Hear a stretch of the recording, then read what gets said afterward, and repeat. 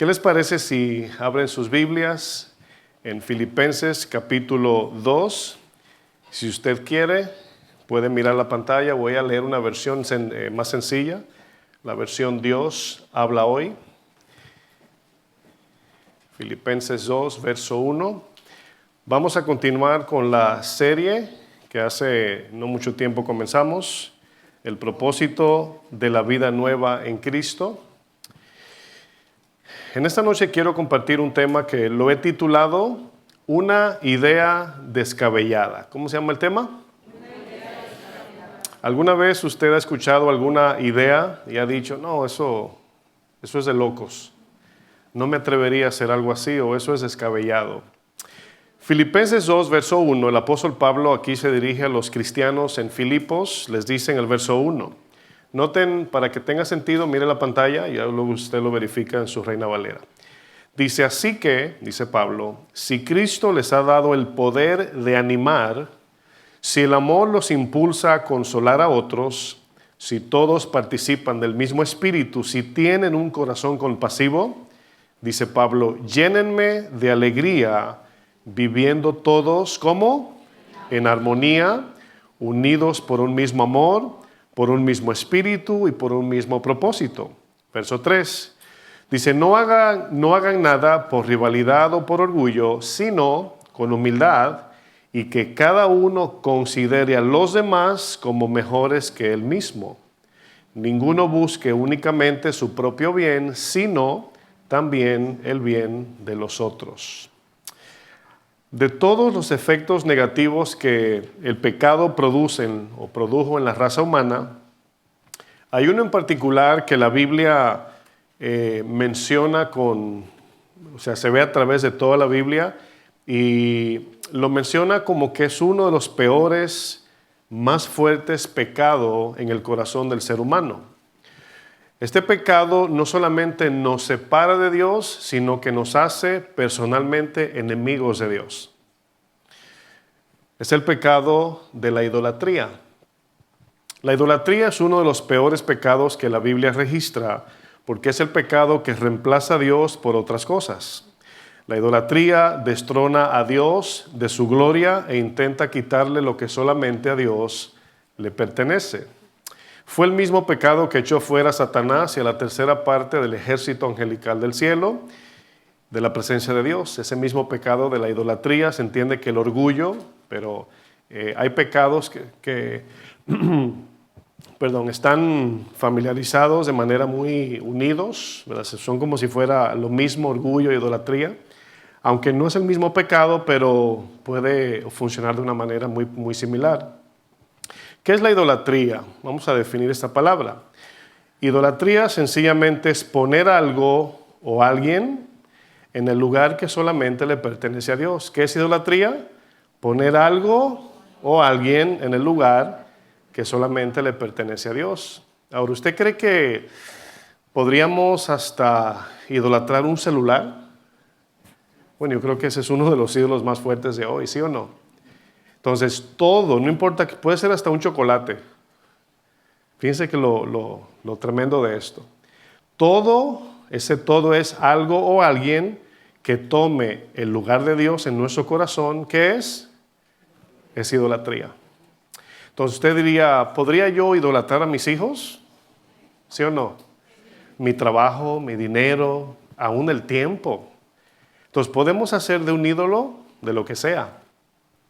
Ahora, ¿cuál es el lugar que Dios ha determinado para morar o para relacionarse con él? O sea, pregunto, ¿cuál es el lugar que Dios ha determinado morar para relacionarse con el ser humano? El corazón, exactamente, ¿verdad? El corazón.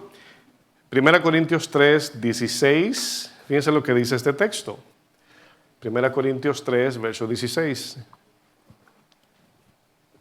Dice, ¿acaso no saben ustedes que son templos de Dios y que el Espíritu de Dios vive en ustedes? ¿Usted se encuentra que eso sea poco? ¿Se acuerdan cuando la palabra dice que la tierra, ¿qué es? El estrado donde el Señor pone los pies. Claro, es un lenguaje metafórico para ver su grandeza. Pero Aquí dice que Dios ha decidido morar dentro del creyente. Dios ha decidido eso, vivir o que su presencia o que seamos templo de su presencia ahora. Cuando la Biblia habla del corazón, se refiere al centro del alma que gobierna todos los aspectos del ser humano. En el corazón se originan los pensamientos, las emociones, los deseos, es de donde formamos las decisiones. De allí surgen las motivaciones e intenciones de todo lo que pensamos, hablamos y decidimos. En ese corazón, yo sé que a veces apuntamos al pecho, porque ahí está el corazón, el músculo que bombea la sangre, pero el corazón es el centro del alma de donde sale todas nuestras motivaciones, deseos, pensamientos, hechos, todo.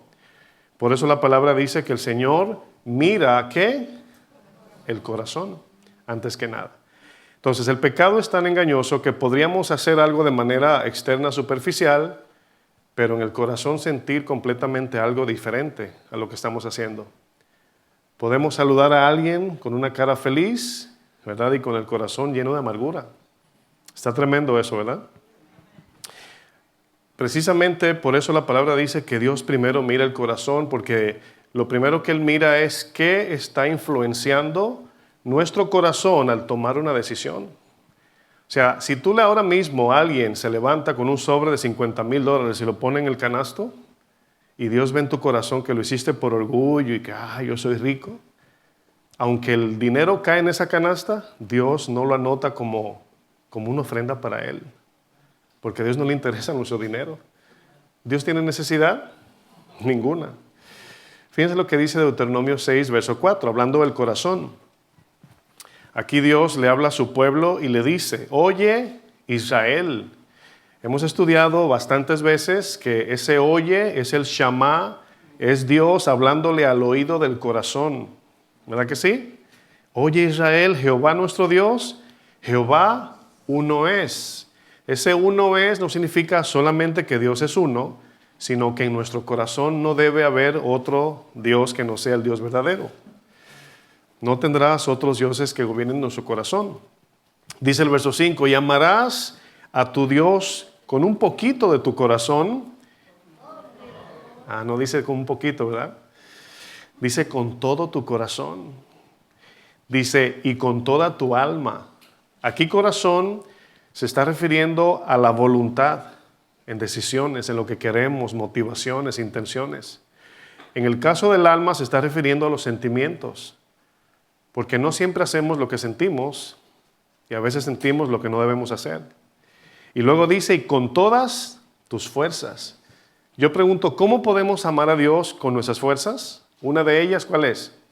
Sirviéndole, exactamente. Dice, y estas palabras, las que acaba de mencionar, que yo te mando hoy estarán, ¿dónde? Sobre tu corazón. Ese sobre significa por encima de todo. Existe una sola manera en cómo podemos saber si en verdad somos libres del dominio y la influencia del pecado o no. Fíjense, aunque ya hemos sido salvados por la sangre de Cristo, ya somos cristianos nacidos de nuevo, es posible que haya una gran cantidad de cristianos bajo ataduras de pecado, todavía luchan con cosas que no pueden dominar, aún siendo salvos. ¿Usted cree eso? Bueno, eso es una realidad que no todos creen o a veces no se dan cuenta. Piensa, yo soy cristiano y ya voy camino al cielo. Sí, pero no has podido vencer muchas cosas que te dominan. Entonces, si un cristiano puede estar bajo un dominio, fíjense, una debilidad, una adicción, imagínense. Eso significa que entonces no todos los cristianos son libres en Cristo, a pesar de que son cristianos. No porque Cristo sea débil, sino porque no han rendido todo su corazón al Señor. Todavía hay recámaras que tenemos cositas. Y usted y yo sabemos que el peligro se encuentra cuando decimos, bueno, yo soy cristiano, pero yo todavía hago esto, que no creo que está mal. Y a lo mejor, no lo sé, eso es exactamente lo que no te ha permitido ser libre de otras cosas que se alimentan de eso que tú dices no es nada. Ahí es donde está el peligro. Si Dios es quien gobierna tu corazón, entonces eres un cristiano verdaderamente libre. Si solo vives para cumplir con tus propios deseos personales, todavía no eres libre en tu corazón, todavía hay cosas de este mundo que te dominan. Romanos 6:16, noten en la versión Nueva Traducción Viviente. Fíjense lo que dice este texto, para que usted vea lo que acabo de decir, lo que acabo de mencionar lo vamos a ver en este texto. Romanos 6:16, en la versión Nueva Traducción Viviente, dice, nos hace una pregunta casi mente así como que la respuesta es obvia. Dice, ¿no se dan cuenta de que uno se convierte en esclavo de todo lo que decide obedecer? Ahora, ¿cuántos aquí obedecen en su trabajo, obedecen a sus jefes, supervisores, líderes o, ¿verdad?, dueños de empresa? ¿Cuántos aquí trabajan? ¿Usted obedece a su jefe? ¿Significa que somos esclavos de él por obedecerlo? Bueno, no, porque aquí obedecer es entregar todo el corazón. ¿Sí ven la diferencia? Porque hay que trabajar. Por ejemplo, tu jefe te dice, ¿verdad?, que obviamente cuando entramos en un empleo, nos dicen los requisitos de ese empleo, aceptamos como cristianos, sí, quiero trabajar aquí, vas a ganar tanto, vas a venir a trabajar tal día, tal horario, etc. Todo lo que aceptamos obviamente tiene que ver con cosas que Dios permite, dentro del orden de Dios. Si el jefe te dice, mira, no reportes ese dinero que entró, ¿verdad?, y dáselo a fulano, no lo anotes si tú eres, por ejemplo, el encargado de las finanzas, ¿qué vas a hacer? Si tú te sometes a tu jefe por no perder el trabajo en eso, entonces eres esclavo de tu jefe. Si tú le dices, no, mira, yo decidí trabajar aquí para este trabajo, no para hacerlo mal hecho. Y tú dices, no puedo hacer eso, aunque me voten el trabajo, aunque te voten. Porque tu Dios no es el trabajo, ni tu jefe es Dios. Él te va a buscar otro trabajo. ¿Están viendo la diferencia? O sea, aquí el texto dice, ¿no se dan cuenta de que uno se convierte en esclavo de todo lo que decide obedecer? Obedecer con toda la vida. O sea, una obediencia incondicional a todo. Dice, uno puede ser esclavo del pecado, lo cual lleva a la muerte. O puede decidir obedecer a Dios, lo cual lleva a una vida recta. Si yo puedo obedecer a mi jefe, pero mi vida está sometida a Dios, a la misma vez se puede, cuando hacemos lo correcto. Todos, absolutamente todos, estamos sometidos a alguien o a algo en este mundo como amo. Aquí la pregunta individual es, ¿quién es mi amo? ¿Quién es mi Señor? Miren, estuve batallando mucho antes de subir a predicar aquí, porque estaba en mi país y me encontré como con 20 y tantos amigos que yo conocía, perdido en las drogas. Pero cuando le digo perdido, es que si le preguntan a ellos, ¿quieres respirar o quieres droga? Te dicen, no quiero droga. Y traigo el corazón cargado por eso, porque jóvenes que yo veía de buena familia, por ejemplo, a mi casa va uno que le dicen el flaco, que viene de una familia muy decente, que cuando yo lo vi que estaba metido en las drogas, yo no pude creer, no lo pude creer, porque viene de una buena familia. Fíjense que aún, como dice el dicho, hasta de las mejores familias, ¿verdad?, puede suceder. Y lo vi, todo lo que hace es para comprar drogas, todo lo que hace. Y ese más o menos está bien, porque a veces mi papá lo pone a limpiar el patio, a hacer mandados, esa confianza todavía nos roba. Pero un día fui a comer con mi esposa a un lugar ahí. En mi pueblo me conoce casi todo el mundo. Y este muchacho, que yo lo conozco, anda en la calle casi desnudo. Ya su cuerpo tomó forma así, parece que está poseído. Así camina, así, haciendo muchas muecas y movimientos. Pero es por la ansiedad de la droga. Y cuando mi esposa lo ve, así sucio, maloliente, solamente tenía algo que le cubría como un tapa, ya ustedes saben, un taparrabo, como dicen. Y estamos comiendo y él se está aproximando y yo volteé la cara y dije, ay, me va a conocer, dije yo. O sea, mi esposa le dio un poquito de temor, pero no era alguien inofensivo. Y se paró así en medio de la calle y me dijo, Fleming, me llamó por mi nombre, me dijo, dame algo, me dijo. Y me quebrantó. Todavía de conocer a alguien así, que tú conoces, y verlo así, un muchacho con un talento de mecánica impresionante, es difícil. Y los jóvenes piensan que tienen el mundo agarrado por el rabo, piensan que son invencibles. Si tú le preguntas a ellos, ¿cómo cayeron ahí? O sea, otro amigo mío que lo firmaron para las grandes ligas y lo firmaron con un buen dinero, perdido tan así que está sentado en el suelo sin ropa pidiendo qué comer. Es serio esto, es muy serio. Entonces, cuando hablamos de dejarnos dominar, eso que nos domina, nos controla, se convierte en nuestro Dios. Lo que pasa es que cuando no es Dios quien gobierna nuestra vida, nos vamos deteriorando, el progreso es hacia la destrucción. Porque cuando no nos dejamos llevar del consejo de Dios, no vivimos bajo el consejo de Dios, somos esclavos de muchas cosas. Y algunos dicen, no, yo nunca caería ahí. Si usted pudiera ver un video de la vida de esos jóvenes como eran antes, estudiosos, inteligentes, respetuosos, y verlos así, mi esposa no podía dejar de decir, wow, qué difícil, qué tremendo está la gente. O sea, al ver cómo están esos jóvenes perdidos en las drogas. Y Romanos dice, ¿no sabes que cuando tú entregas tu vida a algo, te haces esclavo de eso? Y el texto dice, si tú te haces esclavo de cualquier cosa que no sea Dios, terminarás en muerte, dice el texto. Cuando Adán quebrantó el mandamiento que Dios le dio, de inmediato el pecado entró en el corazón y tomó control de todas las áreas de su vida interna, lo que luego se manifestó en un comportamiento externo cuando lleno de confusión, vergüenza y miedo se escondió de Dios. Dios le advierte a Adán que en el momento que él desobedezca, el gran mandamiento iba a morir en ese instante, dando a entender que cuando el pecado entra en el corazón, inmediatamente toma el control de todas las áreas que gobiernan nuestra vida, nuestros pensamientos, motivaciones, intenciones, de manera que todo lo que hacemos está influenciado por el pecado si Dios no es quien gobierna nuestra vida. Uno de los frutos que la idolatría produce en las personas es el egoísmo. Diga conmigo, egoísmo. La idolatría nos hace sentir que somos el centro de todo. Eso hace también el egoísmo. Así como Satanás, por ejemplo, que quiso ponerse en el lugar de Dios, así mismo la idolatría nos revela, o más bien dicho, nos eleva por encima de todo, poniendo al Creador por debajo de su creación. Eso hace la idolatría.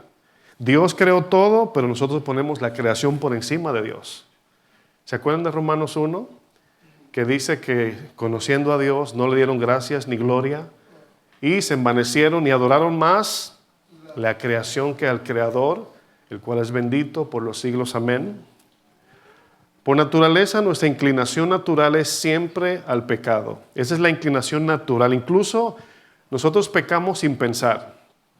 Para poder vivir en el Espíritu tenemos que estar conscientes, ser reflexivos, decidir.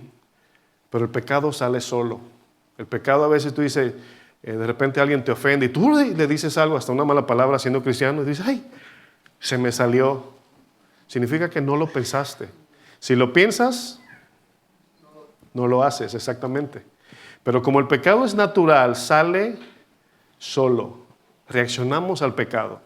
No reaccionamos a la obediencia ni a la justicia. Por eso es que hay que andar en el Espíritu meditando día y noche en su palabra. Amén. Pero por naturaleza, nuestra inclinación natural es siempre al pecado. No solo al pecado de mentir, robar, adulterar o matar, sino al pecado de hacernos el centro del universo. Hace unos días estuve leyendo un estudio bíblico para mi bendición, mi crecimiento personal. Y en la lectura, fue en inglés que lo leí, apareció una frase como que me resaltó. Y la frase en inglés es self-pity, tener pena de nosotros mismos, ¿verdad? Sentirnos, ay, nadie me llama, nadie me busca, yo. Eso es idolatría. Llegamos a un lugar y es buscando a ver quién no nos saluda para irnos. No, yo no llego buscando a quién saludar, no. A ver quién no me saluda para irme. Ahora, lo escuchan cuando yo lo digo y usted dice, está raro eso, ¿sí o no? Pero eso sale natural. Llegamos a un grupo como de pasito a ver quién me ve. Y si no me ven, me voy. Si no me saludan, me enojo. Y dice que cristianos y no, o sea, no. No, eso es idolatría, eso es centrar todo en ti. Casi mente llegué yo, hello, por la puerta de adelante. Siempre me han escuchado decir que cuando Jesús decide entrar a esta tierra no viene por la puerta ancha. Vino por la puerta de atrás, por donde sacan la basura. Así Jesús vino, calladito. Calladito. Incluso cuando en una ocasión, Mateo 16, Él les revela quién es a sus discípulos, les dice, no les digan a nadie que me conozcan por el Evangelio. Les dice así, ¿se acuerdan? Y les encareció rigurosamente que no le dijera a nadie que Él era el Cristo. Porque si decían, encontramos al Cristo, no le iban a creer. Pero por el mensaje, el conocimiento era por revelación espiritual. El fruto más visible de la idolatría en nuestro corazón es el egoísmo. El egoísmo es algo que todos cargamos por causa de nuestra naturaleza pecaminosa. Todos aquí, a diferentes grados, cargamos con egoísmo en nuestro corazón. Si no me cree, tómese una foto de grupo. Que al primero que usted busque le va a decir, a ver, si no quedó bien usted dice, bórrala.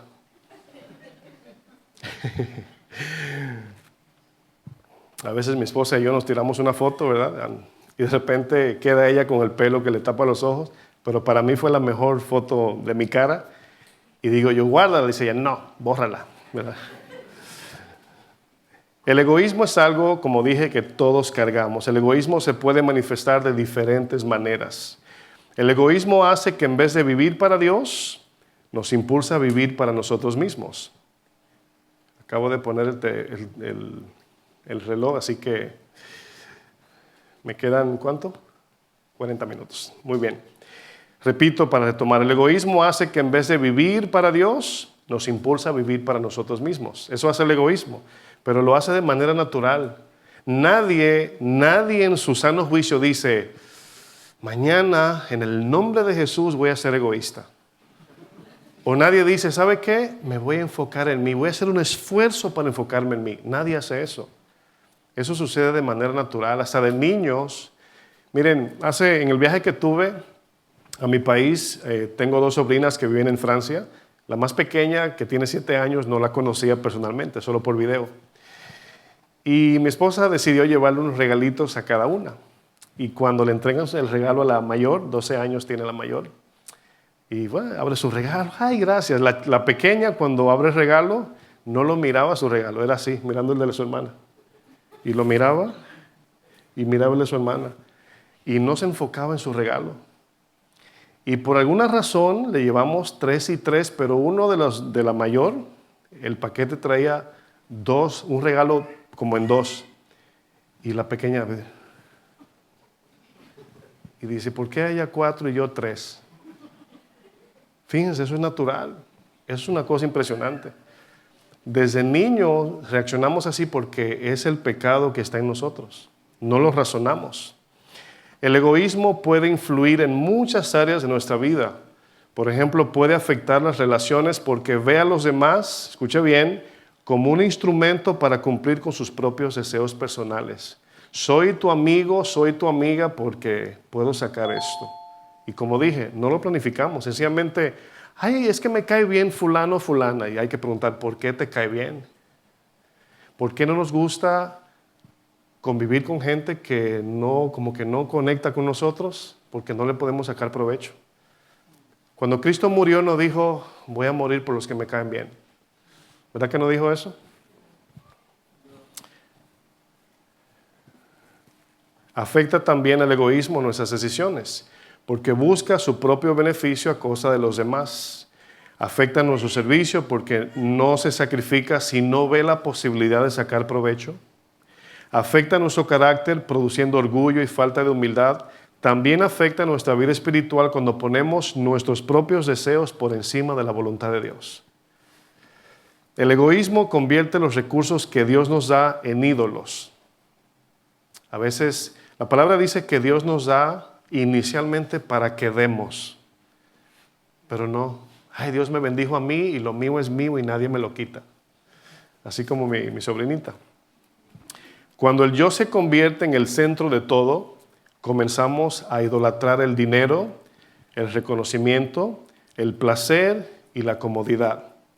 Vivir únicamente bajo la motivación de la autocomplacencia. Por eso es cuando alguien te llama para que le hagas un favor, ¿me puedes hacer un favor? ¿Qué le respondemos? Depende. Yo sé que no van a decir amén. ¿Verdad? Dime qué necesitas. ¿Me puedes hacer un favor? Dime primero. ¿Por qué no decimos que sí inmediatamente? Bueno, pastor, si me piden algo que no es bíblico. Sí. No, no es por eso que lo decimos. Por eso nunca, si te vas a mudar, nunca le digas cuándo a tus amigos. Hermano Ángel, que está detrás, es experto en eso. Te llama y luego te lleva a su casa cuando se está mudando ya. ¿Cómo sabemos que estamos idolatrando algo o alguien? ¿Cómo podemos saber? Cuando lo ponemos por encima de nuestros seres queridos y por encima de Dios. Si cuando Dios te pide algo, en vez de soltarlo, lo aprietas, así como que... O sea, en ese momento no es idolatría, pero ya ves la reacción natural ya. Está bien, Señor, ahí tienes tu Isaac. Entonces ahí es donde viene esa parte, porque no hay nada absolutamente que Dios te pida que Él primero no te lo haya dado. Y qué bueno, porque si yo fuera Dios, a lo mejor te digo, dame de lo que yo te di primero. Pero Dios no pide así. Fíjense qué cosa, Dios te da todo y te pide un poquito de tu tiempo, un poquito de tu dinero, un poquito de tu esfuerzo, pero Él es el que te da el 100%, ¿sí o no? Pero nos prueba. Si te peleas con tus hermanos por una propiedad o por dinero, es muy probable que el dinero o las cosas materiales sean un ídolo en tu corazón. Si tu trabajo les roba el tiempo a tu familia y a Dios, sobre todo a Dios, es muy posible que tu trabajo sea un ídolo o tengas un ídolo en tu corazón con tu trabajo. Porque siempre tenemos la excusa de decir, es que hay que trabajar, porque ¿quién te va a dar de comer cuando tus hijos te dicen, papá, mamá, quiero pasar tiempo contigo? Siempre tenemos excusa material, no espiritual. Jesús enfrentó el corazón de unos hermanos que se estaban peleando por una herencia. Usted conoce la historia, Lucas 12, verso 13. Voy a leer la versión Dios habla hoy. Lucas 12, verso 13. Aquí vienen unos hermanos. Jesús está predicando el evangelio. El mensaje que los judíos esperaban por miles de años llega a un grupo de personas peleándose por propiedades, imagínense, por cosas materiales, posesiones. Entonces, vino el regalo de la salvación eterna, ellos están peleando por cosas temporales. Así somos. Dice el verso 13 en Lucas 12:13, Dios habla hoy. Dice, uno de entre la gente le dijo a Jesús, Maestro, dile a mi hermano que me dé mi parte de la herencia. Ese dile a mi hermano es lo que nos dice que se están peleando. Pues es como que yo llegue una pareja conmigo y él me diga, mi pastor, dile a mi esposa o dile a mi esposo, ya yo sé que se están peleando. Como que no está ahí la persona, ¿verdad? Ese dile a mi hermano significa que se están peleando. Dice el 14, Jesús le contestó, amigo, ¿quién me ha puesto sobre ustedes como juez o partidor? O sea, en otras palabras, yo no he venido del cielo para dividir herencias. Dice, también dijo, cuídense, Jesús les dice, también cuídense ustedes de ¿qué? De toda avaricia. Porque la vida no depende del poseer muchas cosas. Aquí la avaricia en la Biblia es un deseo desordenado e insaciable de tener más dinero o más cosas materiales, aun cuando esto lleva a ponerlas por encima de los seres queridos y de Dios. Eso es avaricia. O sea, yo quiero eso, cuando lo tengo, quiero más de eso. Esa es la idea. Verso 16. Entonces les contó esta parábola, Jesús. Había un hombre rico cuyas tierras dieron una gran cosecha. Ahora, quiero que noten que aún los idólatras les va bien materialmente en este mundo. Entonces, eso nos enseña que el dinero, la abundancia material, no es señal directa de que tenemos la aprobación de Dios o de la bendición de Dios. Porque vamos a notar el carácter de este hombre y tenía muchas posesiones. Dice, le contó esta parábola. Había un hombre rico cuyas tierras dieron una gran cosecha. El verso 17 dice, el rico se puso a pensar. Pensar aquí es planificar su futuro. Dice, ¿el qué haré? No tengo dónde guardar mi cosecha. ¿Usted se está dando cuenta por qué este hombre está preocupado? Porque se le está rebosando el banco. Imagínense, está preocupado porque se le está saliendo su cosecha ya no le cabe ya. Dice, y se dijo, o sea, pensó él en sí mismo. Dice, yo sé lo que voy a hacer. Derribaré mis graneros y los levantaré y levantaré otros más grandes para guardar en ellos toda mi cosecha y todo lo que tengo. Miren, quizás algunos aquí piensen que esto no les aplica porque no son ricos como este rico de la parábola. Pero es importante saber que aquí Jesús está confrontando el corazón avaricioso e idólatra, tengamos o no tengamos riquezas. ¿En algún momento aquí alguien ha pensado en la lotería y ya sabe lo que va a comprar? ¿Alguien dijo que sí por ahí?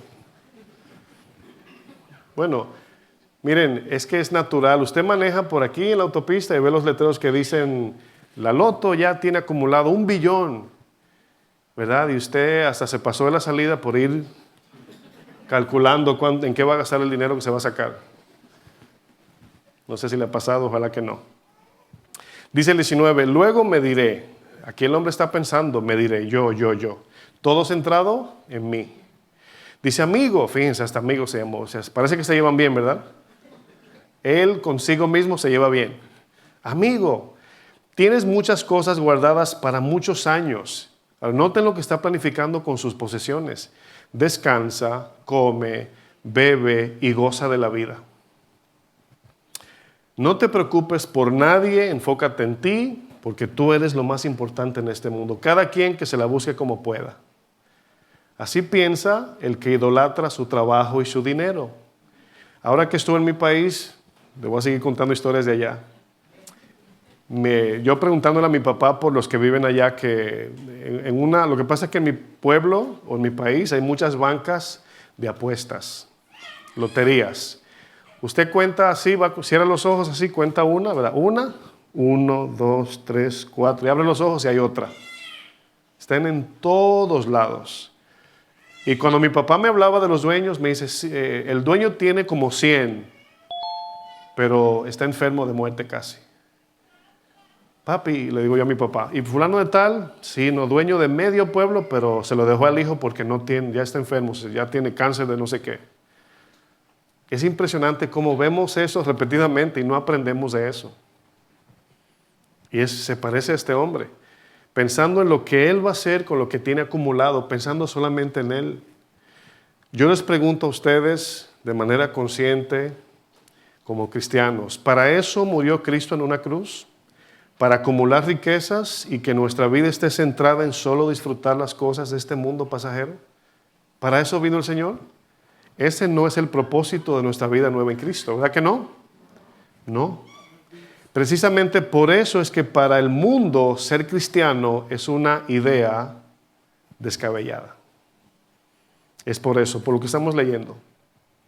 Cuando los medios digitales surgieron, se le llamaba antes medios sociales, porque la idea de inventar los medios sociales, esa fue por lo menos la propaganda, pero la idea era acercarnos o mantener una relación cercana con nuestros seres queridos distantes, que están lejos.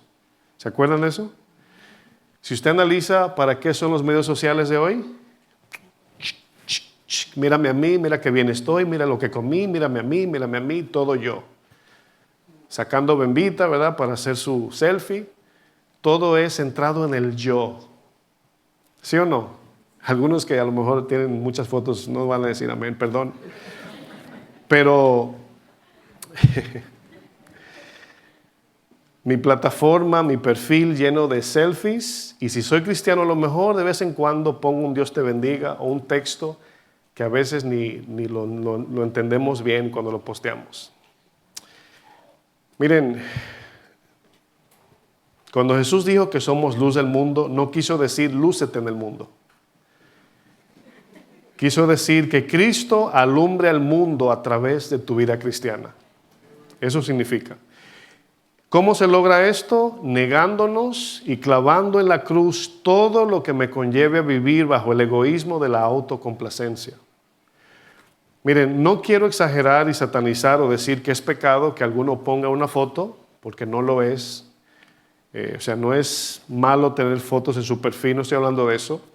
Lo que sí quiero decir es que Cristo no murió en una cruz para que seamos el centro del universo. Cada quien va a evaluar hasta dónde se siente que demasiado es demasiado. ¿Usted tiene una foto en su perfil sola? No es pecado quizás, no lo sé, porque cada quien en su corazón sabe por qué lo hace. Porque Dios que mira el corazón, el hecho de que yo no lo haga y tú sí, no me haces santo y tú pecador, o sea, no estoy hablando de eso. Pero aquí el tema es del corazón, porque fíjense, el tema de que cuando nos centramos tanto en nosotros, fíjense, usted se va a dar cuenta de algo, todo nos molesta, ¿verdad? Si, por ejemplo, la tía fulana hizo una fiesta y no me invitó, y vemos las fotos en el Face, si no te invitó, ¿qué va a pasar? ¿Sabe lo que va a pasar? Que no vas a ir a la fiesta. Y ya. Y sí duele porque si es un familiar, yo les he dicho que ya estoy curado de eso. Pero años atrás, cuando yo veía que mis familiares cumplían año y yo antes era parte de esa relación familiar y ya no me invitaban, me dolía, claro que me dolía. Y luego de repente mi esposa me dice, mi amor, mira, fulano cumplió año. No me decía ella, no te invitaron, pero yo decía, ¿quién? Fulano. Qué bien, decía yo. Qué bien, ¿saben con qué bien, verdad? Sí, qué bien. Pero yo entendí que por Cristo a veces o por ser cristiano no nos van a invitar. Y vamos a perder amistades y finalmente cuando tú entiendes que el centro de todo es Cristo, está bien que no te inviten, no hay problema. Ya no te va a molestar. Es un proceso que vas a pasar, pero a Cristo no lo invitaron a muchas fiestas porque era Cristo. Amén. Es importante saber esto, mis hermanos, porque el Señor no murió en una cruz para que seamos el centro de todo. Yo creo que como cristianos debemos de ser gente sencilla. En grupos no debemos de sobresalir como la lámpara de la sala. Debemos de ser serviciales, amables, entender que se trata de ti, no de mí. Si alguien te quiere hablar, ponerle atención. No pensar que porque alguien no conoce la Biblia como tú, solo tú puedes hablar de la Biblia. ¿Están captando la idea? O sea, es muy práctico esto. Es por eso que 2 Corintios 5, el texto central de la serie, lo voy a leer en la traducción lenguaje actual, versos 14 y 15, dice, el amor de Cristo domina nuestras vidas. Sabemos que Él murió por todos y que, por lo tanto, todos hemos muerto. Ese todos hemos muerto significa todos hemos muerto al yo. Dice, así que si Cristo murió por nosotros, ya no debemos vivir más para nosotros mismos, sino ¿para quién? Para Cristo que murió y resucitó para darnos vida. Antes de Cristo no teníamos esta capacidad. Antes de Cristo no teníamos identidad revelada. Todo ser humano tiene identidad en Dios, pero no todos la tienen porque no creen en Jesús. O por lo menos no lo saben porque no han creído en aquel que el Señor envió para salvarnos. Porque a veces decimos, el Señor me salvó del infierno o de Satanás. Decimos eso, ¿sí o no? Pero no siempre decimos, el Señor me salvó de mí mismo. No siempre decimos eso. Es por eso que tenemos que cargar nuestra cruz. Gálatas 5:24 dice, y los que son de Cristo han, en tiempo pasado, clavado en la cruz sus pasiones y deseos. Al decir, creo en ti, te voy a seguir, ya no se trata de mi vida. Es lo mismo que un casado. Los casados cuando se casan ya no pueden mirar a su lado mirando otra posibilidad de estar con otra persona, sino con la que se casó. Espiritualmente, así mismo y con Jesús. Ya no se trata de mí, sino de Él en mí. El propósito de la vida, hermanos, no consiste en acumular riquezas materiales. Por eso Jesús les narra la parábola del destino eterno de aquellos que ponen sus vidas como el centro de todo. Yo creo que, fíjense, ¿se acuerdan del proverbio que dice que muchos son amigos del que da? Fíjense, el que da tiene muchos amigos. El que no da, anda solo. Y si lo invitan es por pena, dice un tío mío. Bueno, ¿por qué el que da tiene muchos amigos? Aquí dar es tiempo, esfuerzo, dinero también, todo. Yo conozco una persona que, digo yo, tiene un don de oír. Si tú le cuentas tu vida, ahí se queda. Ay, yo cuando era pequeña, yo me chupaba el dedo y mamá movía así la leche y dice, ¿de verdad? Wow. Y yo, mira, tiene un don de escuchar impresionante. Todo el mundo quiere hablar con esa persona. A veces hasta fila hacen. ¿Por qué? Porque se está dando en todo tiempo. Y el que se da siempre tiene amigos.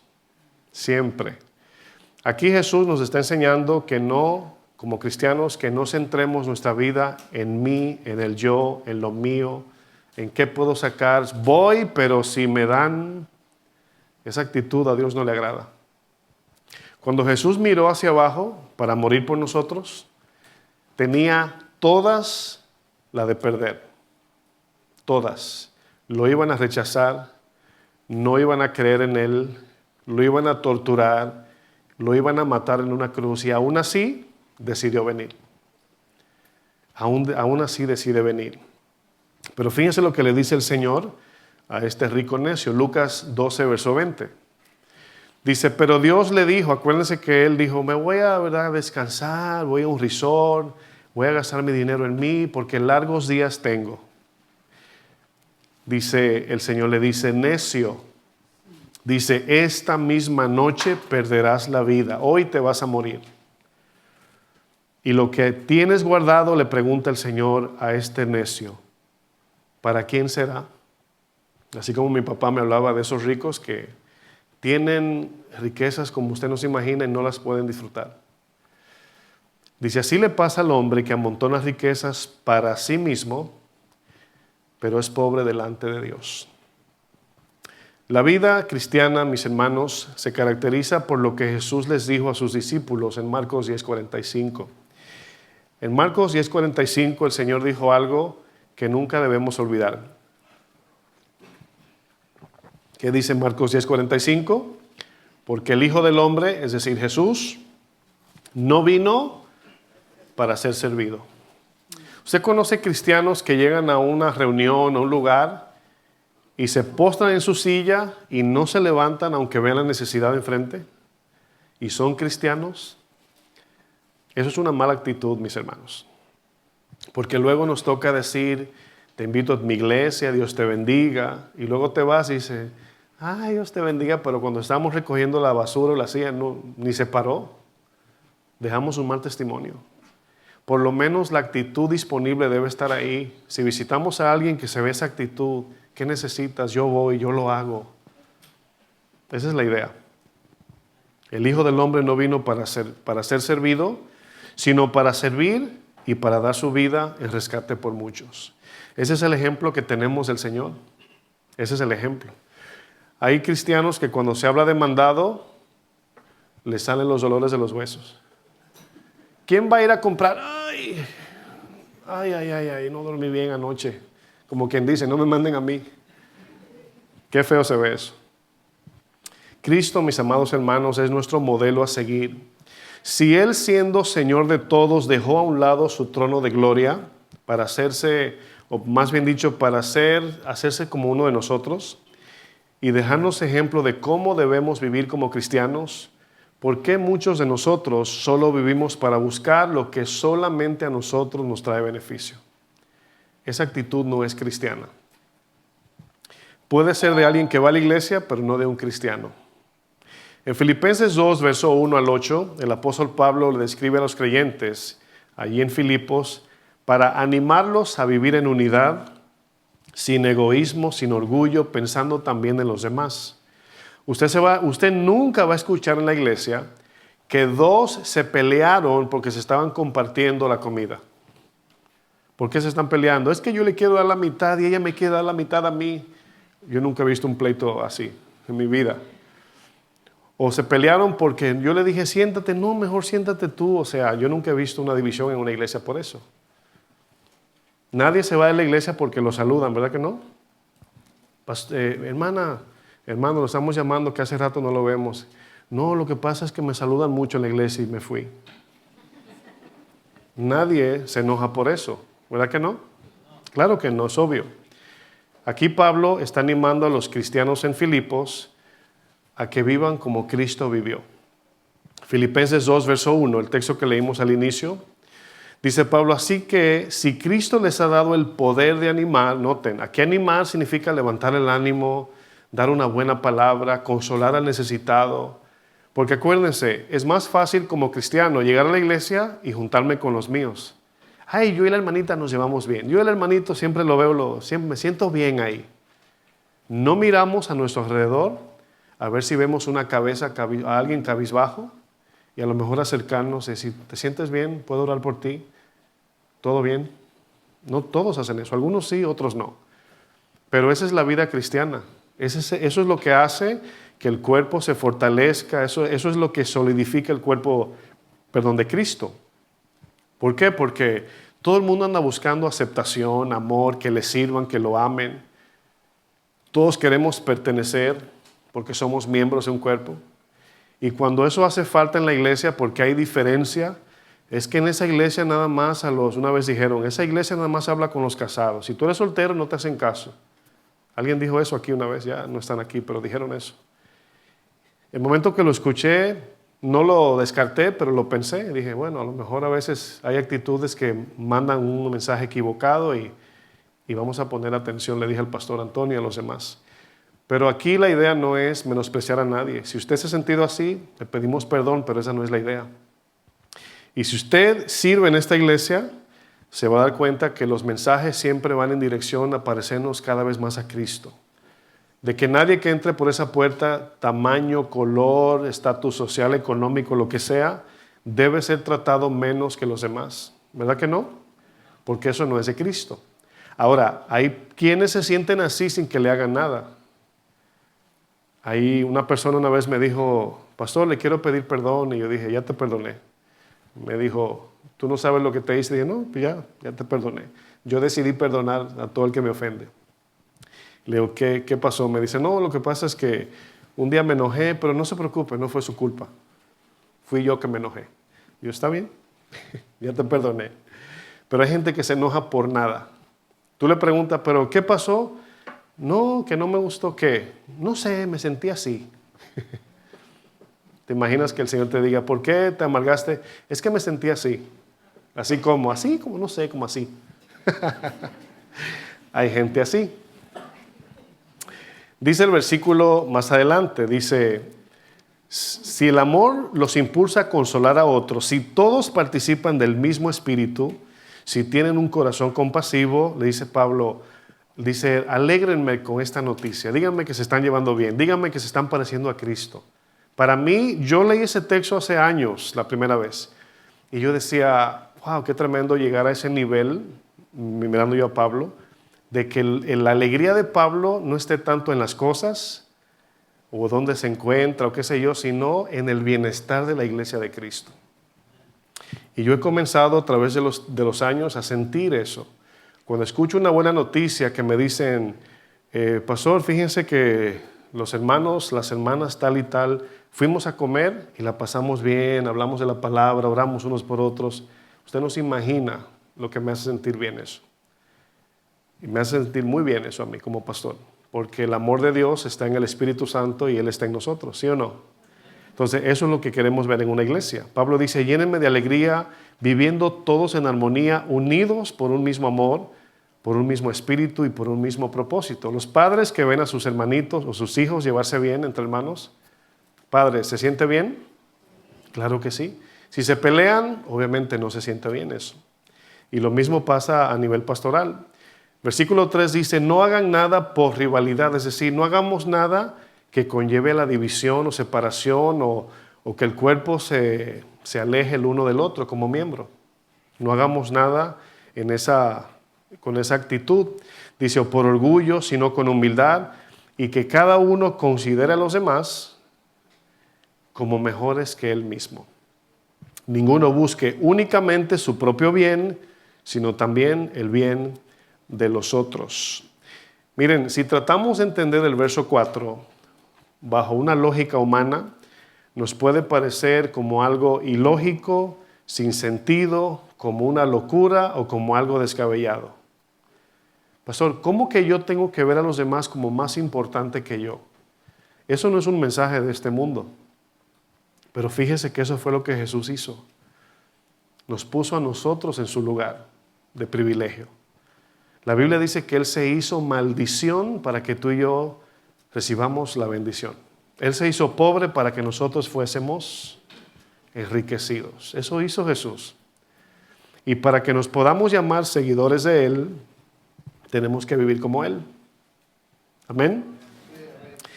En la Reina Valera, ese mismo Filipenses 2:4 en su Biblia, si usted lo quiere mirar, dice, considerando a los demás, ¿cómo dice? Como superiores a nosotros mismos. Bueno, ¿usted piensa que la competencia, la envidia y los celos vienen porque miramos a los demás como superiores o como inferiores? No lo he entendido, así que ayúdeme. Lo estudio y no lo entiendo. La envidia, los celos, la competencia viene porque miramos a los demás como más importantes que nosotros o porque nosotros somos más importantes. Tienen cara como que entienden, pero no quieren decir nada. ¿Sí entienden la diferencia, verdad? O sea, yo no me puedo sentir celoso porque yo le di mi lugar a otro, sino porque me peleo de que él tiene mi lugar. Ahí viene la competencia y la división en la iglesia. Usted se imagina que usted se está vistiendo y cuando se va a amarrar los zapatos y tiene cordones, la mano izquierda está peleando con la derecha a ver quién amarra el cordón primero. Usted nunca va a ver eso en el cuerpo físico, ¿verdad que no?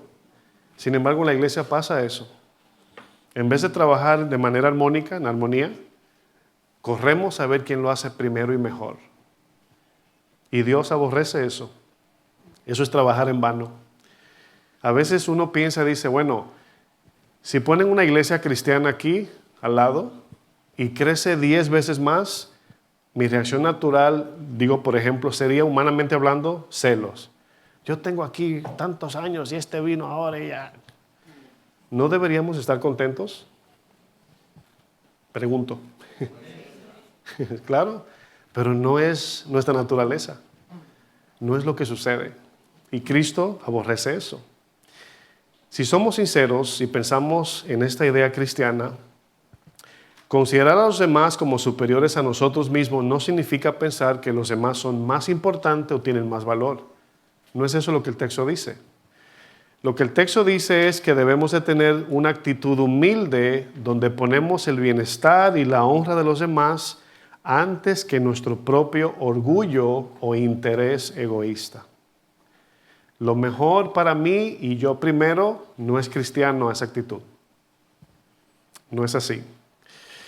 En palabras sencillas, tratar a los demás como superiores a nosotros significa no creernos más importante que otros. O sea, esa es una actitud cristiana. Significa valorar y respetar a los demás. Significa estar dispuestos a servir y ayudar. Significa no tratar de estar por encima de los demás, que es la tendencia natural del ser humano. Pablo está confrontando aquí dos problemas. Número 1, el orgullo, y número 2, la competencia. La idea aquí es tener una actitud como la de Jesús, de sumisión a Dios y de servicio hacia los demás. En vez de pensar yo soy más importante, mi opinión es la que vale, la actitud sería voy a escuchar con humildad, voy a considerar las necesidades de los demás antes que la mía, tomar una actitud de no todo tiene que girar alrededor de mí. Aquí la idea, mis hermanos, es que debemos de considerar a los demás como superiores en el sentido de orgullo y de tratar a los demás con humildad, respeto y disposición para servir.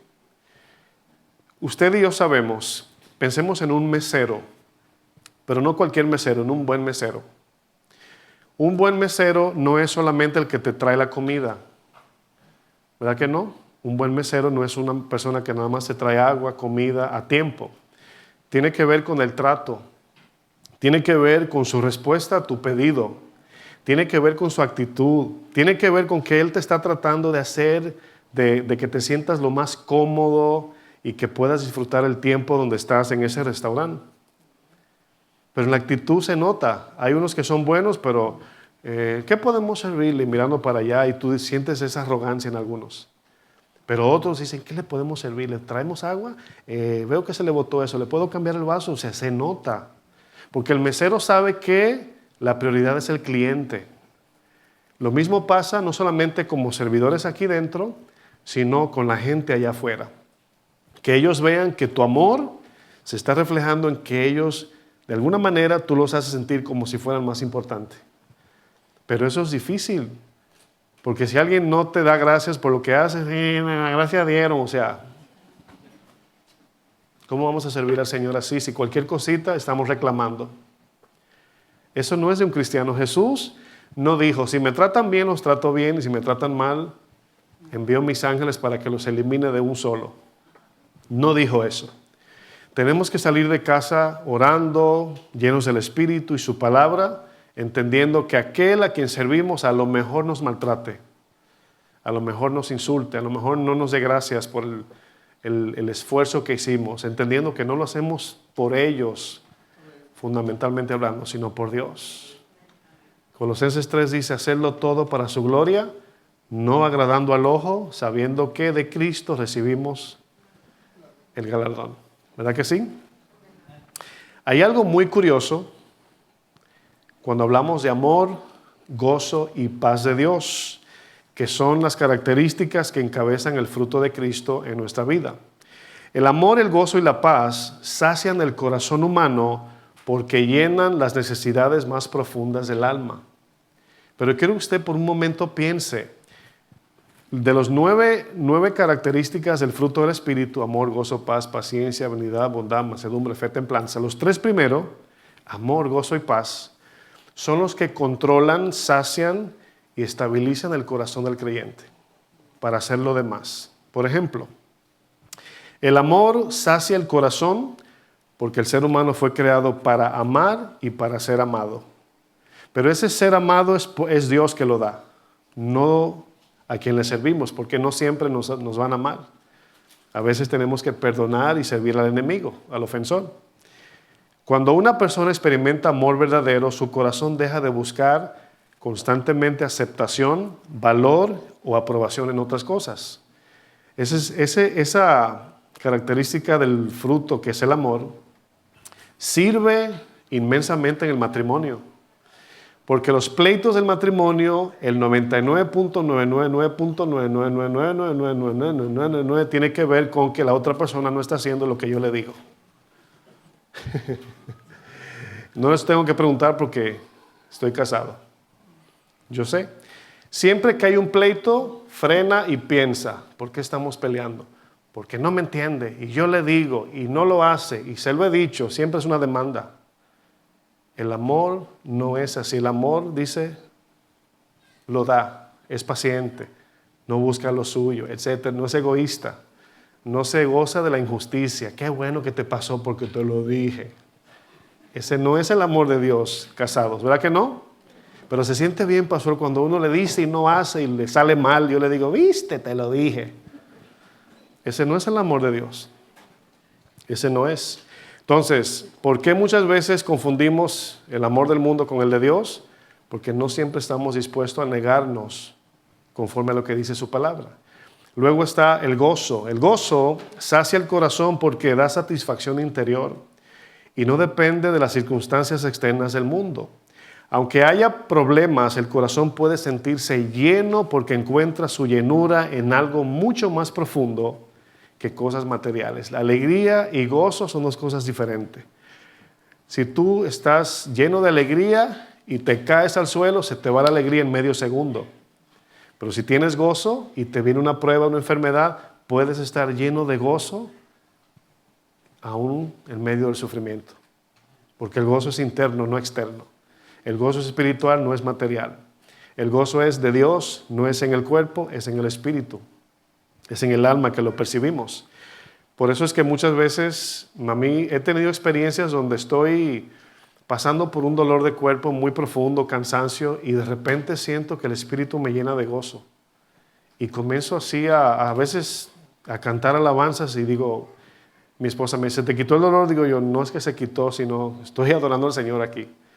Y no siempre pasa en ese sentido, pero es algo impresionante. Entonces siempre oro para que en vez de una queja en mi dolor salga una palabra de adoración a Dios. La paz, por otro lado también, o más bien añadiendo al amor y el gozo, la paz sacia el corazón porque quita la ansiedad, quita el miedo y se lleva el afán. Cuando una persona tiene paz, su interior deja de estar en constante lucha o preocupación. Me dio mucha risa porque visitamos a una pareja de casados y el esposo no estaba en la casa y la esposa estaba ahí. Dice ella, ay, yo me canso de decirle a mi esposo que no se afane tanto, que ese trabajo que tiene un día lo va a perder y siempre se está afanando. Me da mucha risa porque en lo que estábamos ahí, se la pasaba en el teléfono mirando el negocio.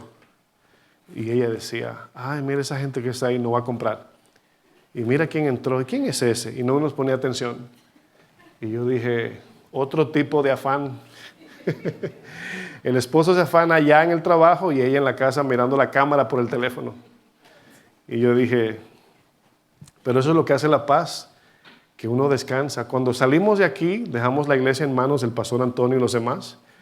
Pregúntenle al pastor si lo llamamos cada minuto. ¿Cómo va todo? ¿Todo bien? ¿Cómo van las ofrendas? ¿Subieron? ¿Bajaron? Los hermanos, no, porque la iglesia no es mía, es del Señor. Y el momento que yo salgo, ya lo que se dañó, lo arreglamos cuando regresemos o el que está a cargo que se encargue de eso. Y descanso y me enfoco allá donde estoy o donde quiera que estemos. Pero es una decisión, no es un sentimiento eso. Yo decido descargar, delegar la responsabilidad y confiar en Dios. Es como que tú estás en la Florida y vives en Alaska y te llaman de allá que se botó el agua caliente. ¿Qué vas a hacer? No puedes hacer nada porque estás muy lejos. Dios se encarga de lo que sucede en cada lugar porque Él es omnipresente, nosotros no. El corazón humano se sacia cuando el amor llena el vacío afectivo, el gozo llena la ansiedad de satisfacción, la paz llena la necesidad del descanso interior. Por eso en la Biblia estos tres aparecen como parte del fruto del Espíritu, porque llena lo que nada material puede suplir. Nuestro mayor ejemplo de todo esto es que Jesús vivió su vida con las 9 características del fruto del Espíritu activos en todo tiempo. Cuando Jesús estuvo en esta tierra, el amor un día no se levantó de mal humor y fue al templo a azotar las mesas, no. Jesús vivía al 100% de los frutos del Espíritu, de las 9 características que lo conforman. ¿Se puede imaginar eso?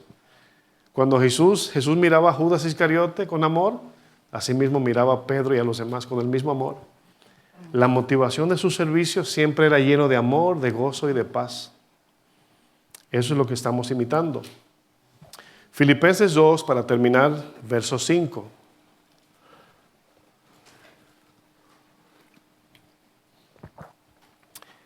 Nuestro mayor ejemplo como hijos de Dios es nuestro Señor Jesucristo. ¿Cuántos dicen amén? Quien nos dejó un camino lleno de huellas espirituales con 3 propósitos importantes. Número 1, imitar su carácter en cada pisada. Número 2, no salirnos del camino que ya dejó marcado.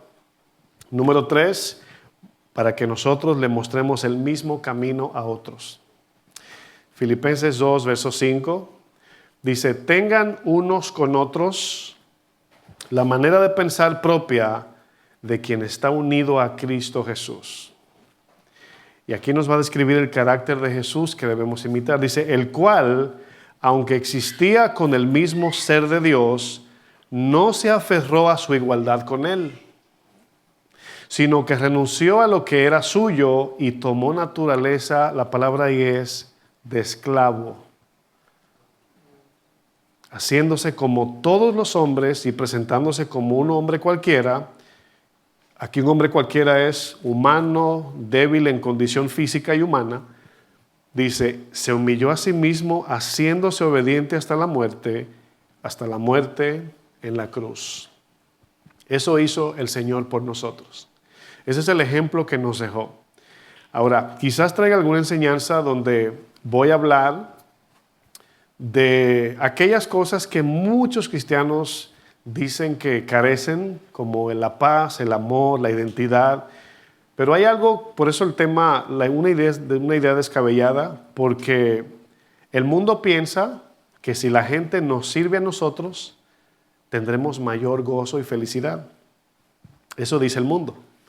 Yo quisiera ser rico para que me sirvan y yo como un rey o una reina, sentarme ahí, que me hagan todo. Sin embargo, en la manera que Dios nos creó, el gozo espiritual de Dios viene cuando nos damos por otros. Piensa un día, o tómelo en cuenta, un día que usted, aburrido en su casa, dice, no sé qué hacer, estoy aburrido. A veces el aburrimiento lleva a la ansiedad cuando no hay dirección. Y en ese momento usted dice, ¿sabe qué? Tengo tiempo que no hablo con una tía que vive sola. La voy a llamar. O allí hay una persona que siempre la veo y veo como que no tiene con qué comer, le voy a llevar de comer. O hacer algo que tenga que ver con ese fruto que refleje el amor de Cristo. Intente eso un día. Y si le pasa otra vez, no haga nada, quédese en casa, coma, póngase a ver televisión, lo que usted quiera. Y compare la experiencia de los dos. Siempre que hacemos algo efectivo que trae fruto al ser humano, hay una recompensa interna en el corazón de satisfacción de Dios. Nos sentimos bien, sentimos dirección de vida. Entendemos para qué existimos, porque aunque no llegues a ser ingeniero o doctora, Dios nos creó para que le adoremos donde quiera que estemos y con lo que sea que tengamos. Un mesero cristiano puede adorar a Dios y vivir lleno del Espíritu Santo y de vida abundante, como también un ingeniero, doctor cristiano puede sentir lo mismo. No necesitamos nada de este mundo para vivir como Cristo vivió, solamente su palabra y su Espíritu Santo.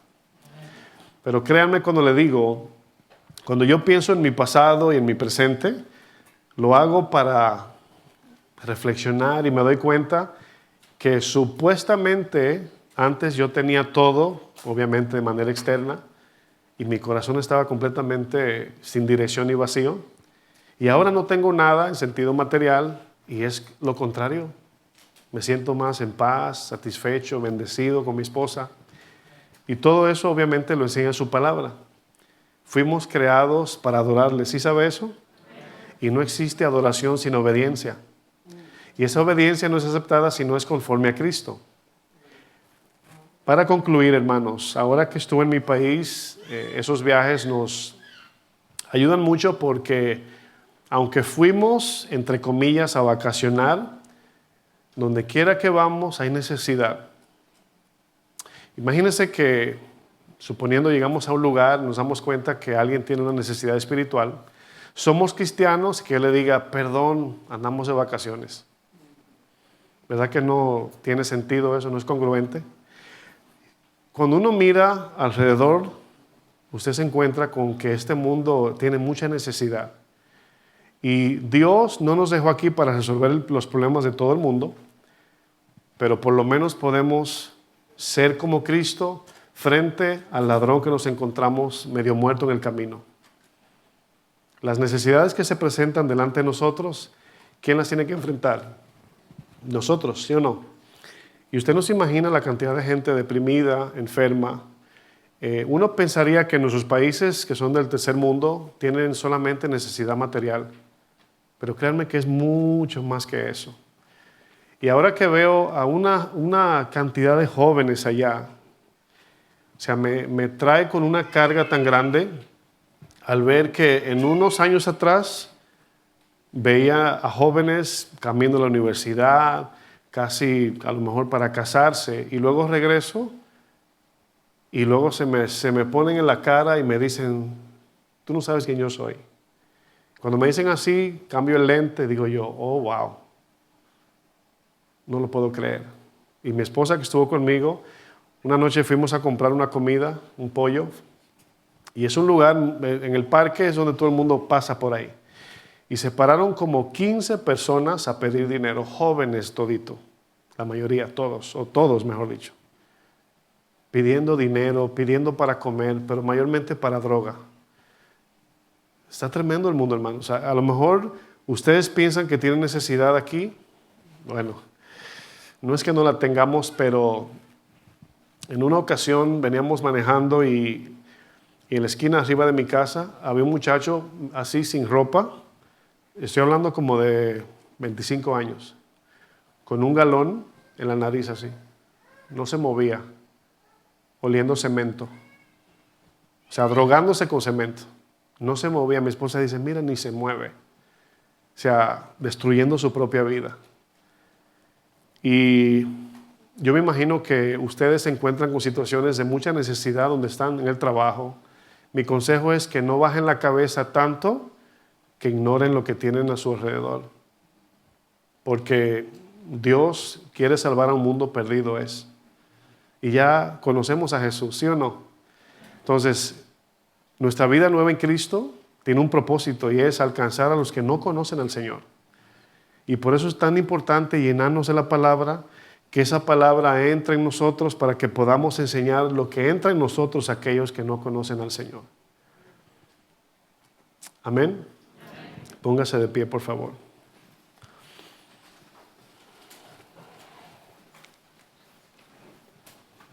Yo les he comentado que si usted quiere compartir de Cristo,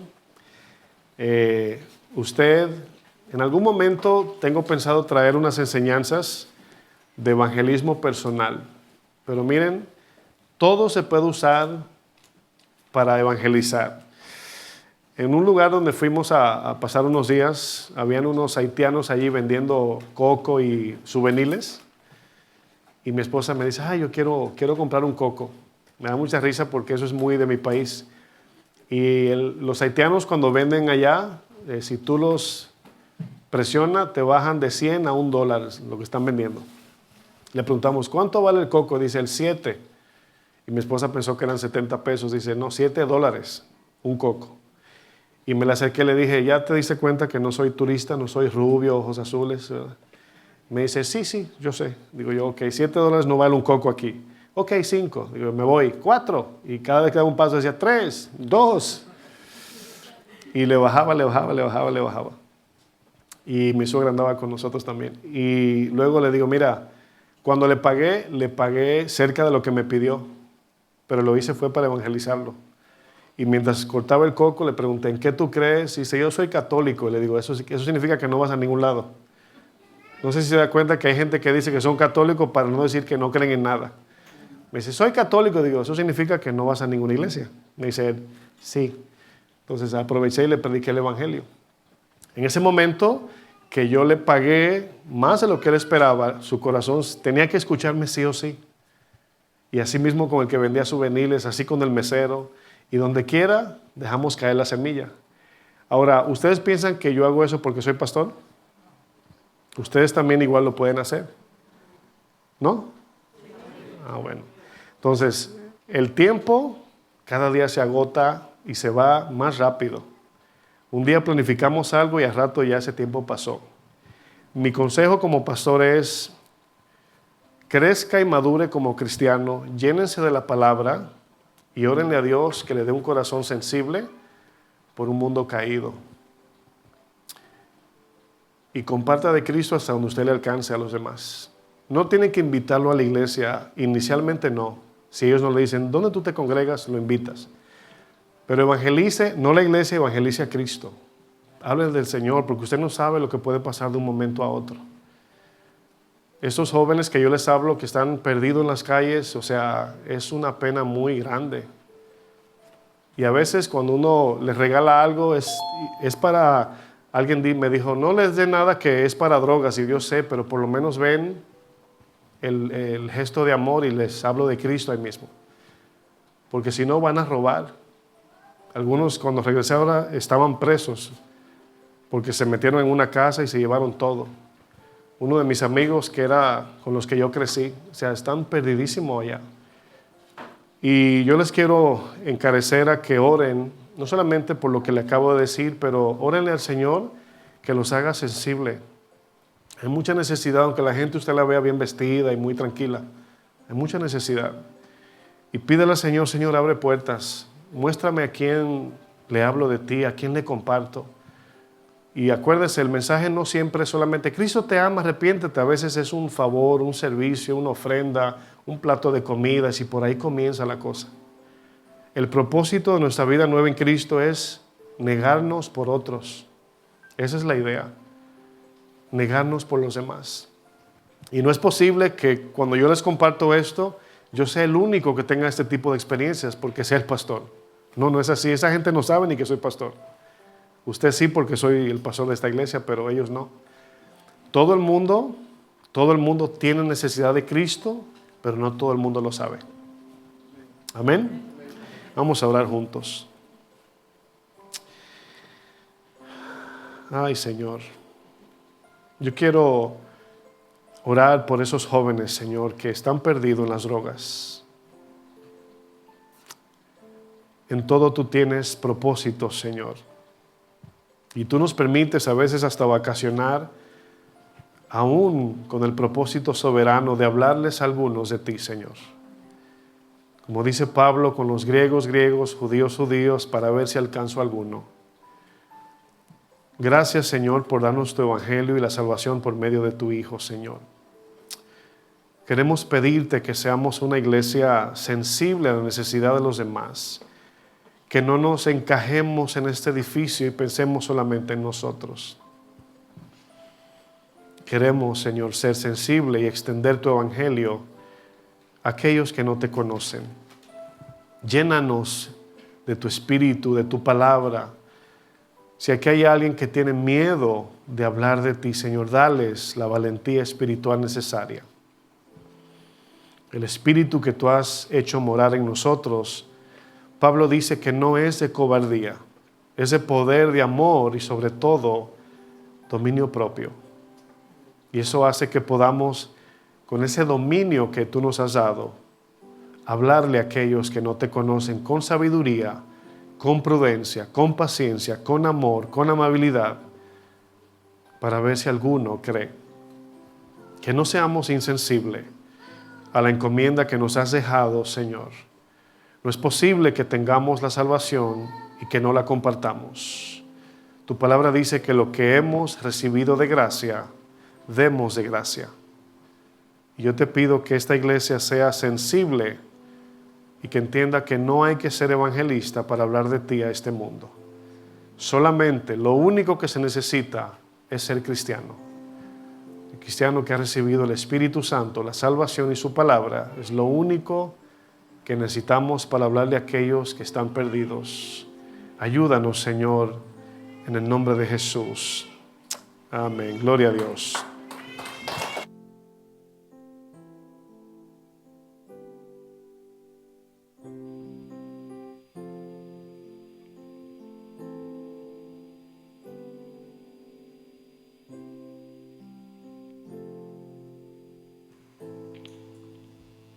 Queremos, mi Dios, buscar el bien de los demás y no únicamente el nuestro, Dios. Queremos cantar pidiéndote hoy juntos que pongas tú ese mismo sentir que hubo en ti, Cristo Jesús. Despojándote de todo, así nos mostraste tú, Señor, como nosotros también debemos, Señor, mostrar ese amor hacia ti, Señor, hacia los demás, hacia el prójimo. Queremos adorarte, Señor. Terminemos adorando al Señor con júbilo y digámosle juntos a Él.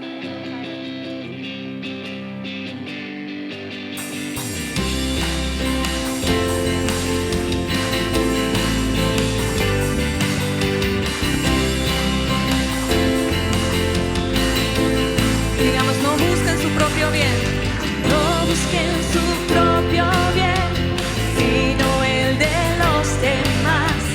Este fue el sentir que hubo en Cristo. Nada hagan por contentar.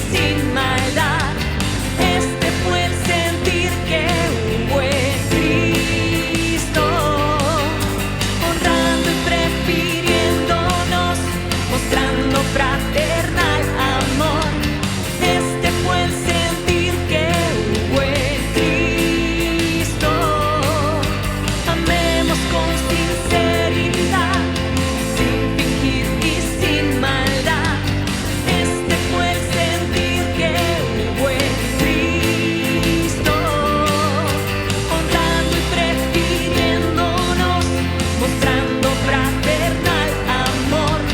Este fue el sentir que hubo en Cristo. Siendo Dios, se despojó a sí mismo y prefirió la cruz, prefirió mi salvación. Siendo Señor, tomó forma de siervo y descendió a servir al pecador. Hasta los suyos se humilló, hasta la muerte obedeció, y con su sangre me honró y me redimió. Siendo Dios, se despojó a sí mismo y prefirió la cruz, prefirió mi salvación.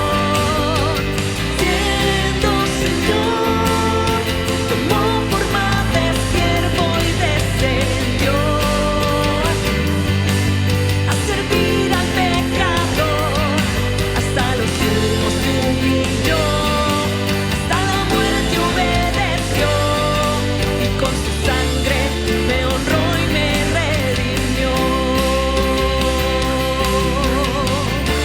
Pon en nosotros, Señor, ese mismo sentir, que podamos, Señor, hablar de ti y mostrar de esta salvación también. Pidamos juntos hoy. Pon en mí el sentir que hubo en Cristo. Pon en mí el sentir que hubo en Cristo.